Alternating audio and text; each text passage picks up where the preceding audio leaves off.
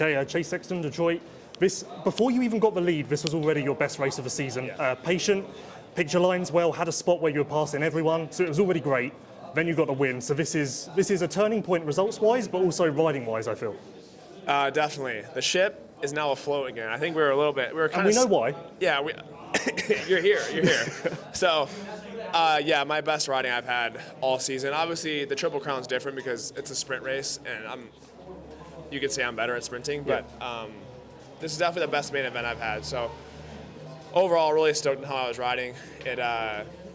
It's a little bit ironic how I won, but yeah, I'm going to take it and move on and just keep building. I feel like this week I made some really good steps in the right direction practicing, and going to focus on more of that this week and just trying to keep building in these main events. That's where the points are paid, and the day up until that doesn't really matter. So today I ended up having a perfect day, my first one ever, so that was cool, but obviously practice and everything has been my strong point in the heat races, so it's good to get a main event win finally. Obviously, you didn't get a great start in the main, so were you freaking out at that point? Like, what was going through your head?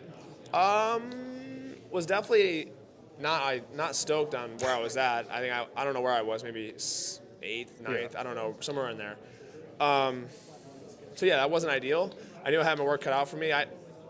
I'm pretty confident with my speed and where I'm at, obviously riding-wise, so if I could just click guys off and not get stuck behind one guy for 2 laps or 3 laps, I knew I could get to where I needed to be. And plus, once I got it by, I think it was either Eli or Cooper, I knew I was in a good spot.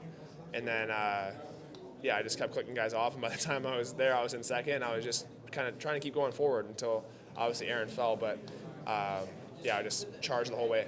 I was surprised no one picked up on where you were passing guys, because you used it in the heat on someone.